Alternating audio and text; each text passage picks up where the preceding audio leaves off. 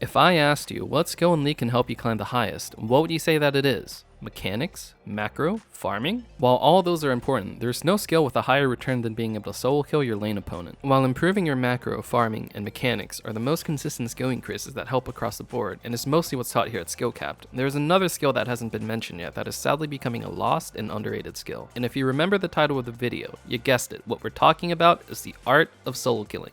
But why is solo killing becoming a lost skill? Well, the answer to that lies in the evolution of League itself as a game. Throughout the past 10 years, the damage of champion abilities have slowly been nerfed to transform League into a more team-oriented game. And with recent changes like the durability patch in Season 12, champions just don't have the kill potential that they used to. But why are we even talking about this skill if the design of League itself doesn't promote solo killing? Well, that's because there's nothing with a higher return than landing a solo kill on your opponent, and this fact is becoming stupidly underrated over time, especially in low elo, where players tend to just play it safe, farm, and wait for a gank that may or may not come, and when the gank does come, it's just your jungler inting double buffs and dooming your lane. And another reason solo killing is a lost art is because it's just plain risky. If you mess it up, you tend to get punished so hard you don't want to try it again because it just feels so dangerous. Let's say you go in and almost nail it, but you miss an important skill shot or get ganked right as you go in. Then you end up dying and your lane is now doomed. Instead, you could have just played it safe, bro, and try to outfarm your opponent for minor advantages that would end up getting overwritten immediately anyways by your jungler inting and invading without prio, and then he tilts in chat about how it's not his fault and his laners are bad. If you truly want to carry games in Climb, you need to learn how to solo kill. It's a dangerous skill to master, but it's far easier than you think. And after this guide, you'll be able to use the secret tricks that go into solo killing to 1v9 and climb higher than ever. I know, sounds crazy, right? Imagine seeing results not from endlessly grinding game after game, but because you play smarter. Well, that's exactly what our subscription service is designed to do, radically accelerate your progress in League of Legends. We have the highest number of courses on the entire internet that are specifically designed to accelerate your improvement as fast as possible. Live commentaries where a challenger player teaches you how to escape the exact rank you're stuck in, and one-on-one coaching, we've got all the tools to supercharge your improvement. The best part, our service is completely risk-free to try as you're kept safe with rank up insurance. If you don't significantly improve while actively using skill cap, then you get your money back, no questions asked. So click the link in the description below to start improving fast and get the rank you've always wanted. Alright, now back to the guide. The first and most brain dead skill you can abuse to guarantee you get a solo kill is one you've probably heard of already, which is playing around power spikes. Specifically, the easiest and also most powerful spike you can secure for yourself is a level spike. While this is probably the most obvious concept you can use to get solo kills, you'd be surprised at how consistently this works in any elo every time.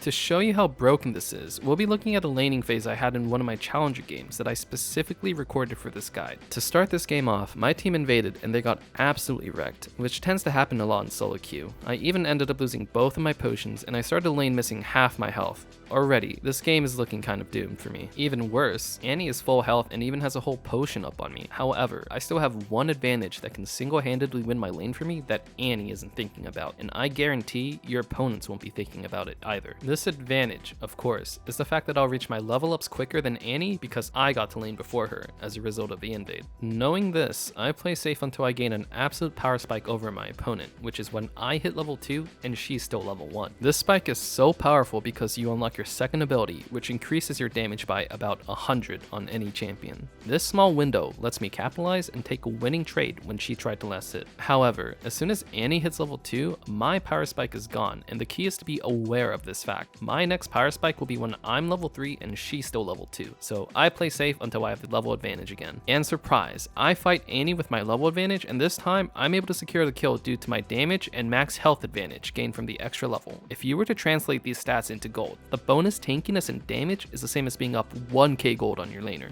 The takeaway here is that if you want to guarantee winning fights, you should try trading and all winning on timers where you have a level advantage, especially when you reach levels 2, 3, or 6, which is when you unlock a new ability. This is extremely simple to pull off with these specific steps. 1. Maintain at least half a minion's worth of push on your opponent at all times using autos and abilities. Do keep in mind though, if you need to use abilities to maintain shove, back away from them if they held onto theirs. Otherwise, they can take a good trade while your spell is on cooldown. 2. pay attention to your EXP bar and make sure you're in range of your opponent before you get a level ahead of them. In the previous example, Annie didn't respect this because she thought she could outduel me, but most opponents will run away if they see someone higher level just running at them. And finally, there's a simple but guaranteed trick to always know when you're hitting level 6 so you can take a fight on that timer. Listen up, because you're about to learn one of the biggest secrets in League. In every game at around 5:30, the solo laners will hit level 6 off the cannon wave, and being the first person to hit level 6 will guarantee a winning trade at worst or a solo kill at best. If you memorize this timer, I promise you'll always have an advantage over your opponents because they probably don't know about this trick. Okay, so we've covered solo boloing with an advantage, but what if you're dead even in terms of EXP and items? Well, this is where the mechanical part comes in, but don't worry, mechanics is really just decision making in disguise that we're about to teach you. But what exactly do I mean by mechanics is decision making? Well, much like how you make the decision to fight Dragon based on its spawn timer, you should be making decisions to trade and harass based on the timers of yourself and your enemy. Specifically, we're talking about abilities and summoner spell cooldowns. To make the best of your laning phase to secure kills, you need to understand how cooldowns actually work. Essentially, there are 3 types of abilities: damage, gap closers, and crowd control. You should aim to get your damage off when the enemy laner is last hitting. If you successfully land your harass during this time, take the small win and wait for your cooldowns to come back up. Otherwise, your opponent will be able to trade back, turning your free harass into an even trade or worse. Essentially, all of laning phase is just a back and forth of this process until someone is actually in kill range. When it reaches this point, this is when your gap closers come in. Every champion has at least one gap closer, being your flash and or go summoner spell. Being good at using gap closers can be the difference between securing a kill or looking like an enter. The first thing to keep in mind is, make sure the enemy is actually killable. Using a gap closer means you're committing to a play with no way out, so if it goes wrong, you're completely screwed. If you have to, literally do the math in your head before going in on an enemy. At first, you might have to hover your abilities to understand your damage, but the more you play, you'll just begin to know your damage by heart. Another thing that can make your life extremely easier is taking Ignite to increase the chances of securing a kill, since you don't have to do as much damage with your abilities. Not only is the true damage and healing reduction OP, but it also lets you walk away from danger as you watch your opponents burn, opening up even more kill angles. But let's say you're a player that likes to take TP. Well, don't worry, because that's surprisingly broken for solo killing as well. To demonstrate, we'll learn from a Challenger LeBlanc's gameplay. LB is playing the weaker early game champion here since she's versus an Akshan mid, so this means it'll be almost impossible to get a kill with Ignite as the weaker champion. Knowing this, she takes decent trades until both mid laners are low. However, LB looks to base in TP because Akshan has a better chance to win the 1v1 with his early game and Ignite damage. Once LB's back in lane, she freezes the wave, basically making the enemy choose between losing EXP or fighting to try and break the freeze. This is a win-win scenario for the teleport user. This is because LeBlanc can just win the fight right now using health advantage, or Akshan will base and lose EXP, setting up a future level 6 kill for LB like we mentioned earlier in this guide. Fortunately for LB in this game, Akshan greeds trying to break the freeze despite his low health, and she ends up getting the solo kill. Notice how this barely required any mechanics. It was 90% decision making that set up an unlosable 1v1. Alright, so we talked about setting up for kills by trading and calculating damage, but let's talk about what to actually look out for when you're going in. When you're looking to fight, keep close track of the gap closers. We already talked about Flash a little bit, but some champions have more gap closers built into their kit. To show you how to win fights by using gap closers, we'll be looking at a high skill matchup between a Challenger Zed and Akali. When a champion casts a gap closer, that leaves a player extremely vulnerable to trades. In this specific lane, Zed used his important gap closer cooldown, his W, to look for some extra damage in a trade. However, this is an extremely long cooldown. This means that for the next 17 seconds, Akali can threaten Zed using her Shroud as a gap closer to close the distance and deal damage. But the key thing here is, notice how Akali doesn't immediately just run at Zed. Zed can still trade back with the Q while running backwards, even if his W is down. The technique here is that Akali is actively trying to bait Zed's Q before she uses her Shroud to close the gap. Since both Zed's escape and damage tools are down, Akali can hard win the trade now. And notice how she immediately plays safe after her Shroud runs out. Akali wants to wait for her gap closer ability to be back up again before taking another trade. After that winning trade she took using the gap closer cooldown concept, Zed yet again throws his W out recklessly, and this gives Akali the green light to go in for the kill, knowing her damage is more than enough and Zed is down an escape tool. The trick here is that you can find the most kills by using your own gap closers when the enemies don't have theirs, and I promise you your opponents will mess up here, because as you can see, even challenger players will play too reckless. But let's say that you're playing versus a really annoying champ like LeBlanc or Ahri that has a million dashes. Well, what do you do then?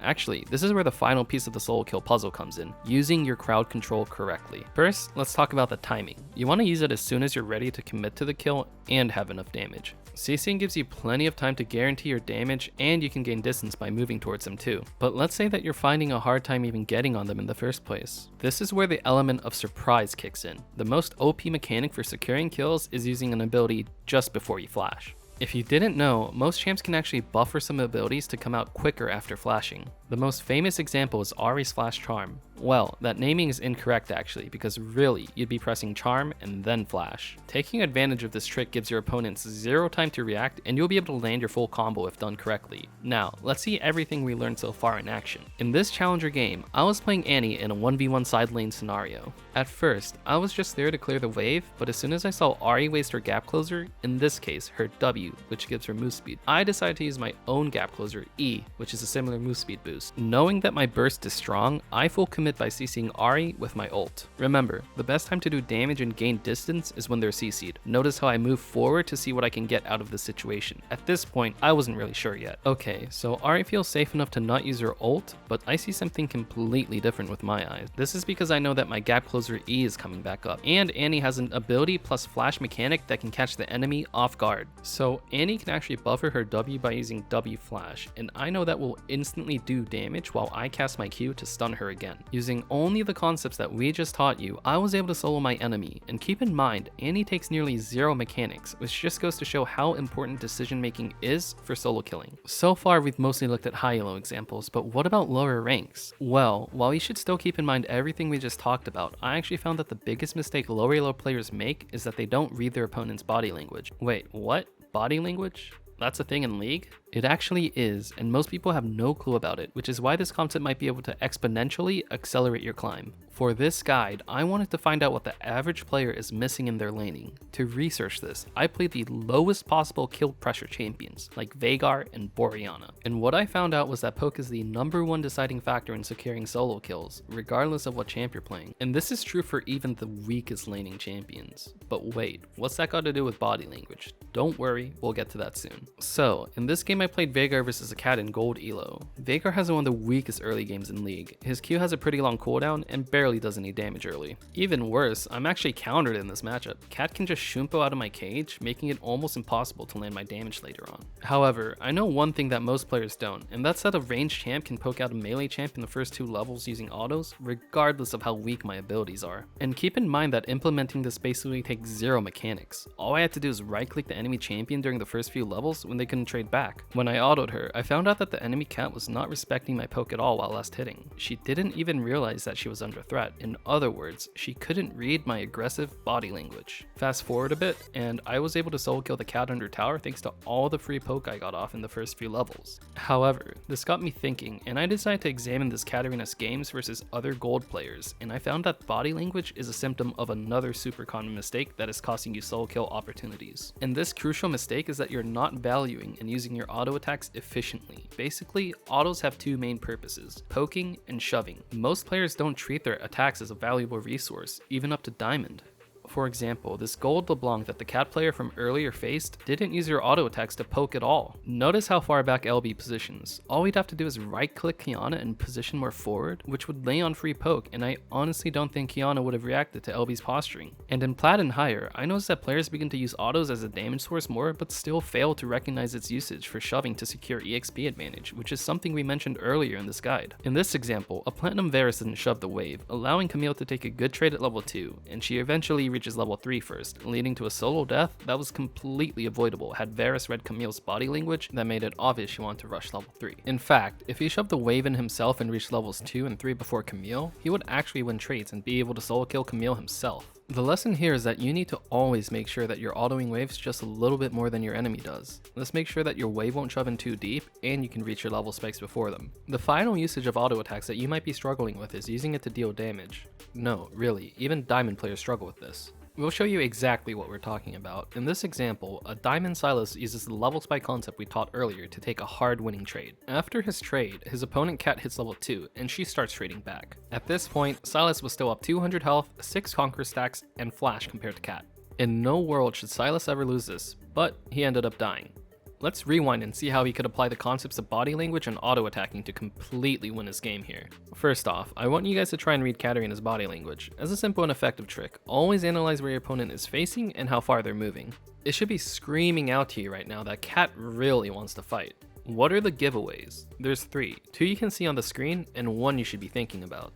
Okay, so for giveaways on the screen, the first and most obvious one is that she's facing forwards and trying to chase Sylas down. The second one is that she popped her health potion, which means that she wants to fight. Finally, the third reason Cat wants to fight is her cooldowns. They just came up, and Sylas's abilities are still on cooldown. However, in no world can Cat ever actually win this fight if Sylas did 2 things. 1, read Cat's body language to know that she wants to brawl to the death, and 2, use that knowledge to match her intentions by igniting early to reduce healing and autoing her. Sylas would have 100% beaten Katarina had he ignited and matched her autos. In fact, Sylas missed out on 3 autos and Katarina lived 160 health, which is the amount of damage those 3 autos would have done, not even taking into account the ignite damage and heal reduction. The next time you find yourself in a dicey 1v1 scenario, ask yourself these 3 questions. 1. Are you underleveled? If yes, you should probably walk away or disengage using crowd control or an escape tool. However, if the answer is no, ask yourself the next question. 2. Did your opponent waste any important cooldowns, like their crowd control, gap closer, or main damage source? If yes, then you have a guaranteed advantage and can take the fight. If no, ask yourself the next question. 3. Is this a fight that you can win based on health bars? If you have more HP than your opponent and similar damage, then you're guaranteed to win. Stand your ground if your opponent disrespects you, and weave autos in as a damage source. Finally, use your gap closers to either secure the kill if they run away, or use it to kite and dodge abilities if they full commit to the fight. And those are all the secrets that can level up your gameplay and help you make flashy 1v1 plays. For everything else you need to start climbing ranks fast, there's skillcap.com. Our subscription service not only offers the highest number of courses available online covering literally everything you could ever want to know about the game, but they're also specifically designed to accelerate your improvement as fast as possible. So click the link in the description below to unlock the most extensive and effective training resource you'll ever find.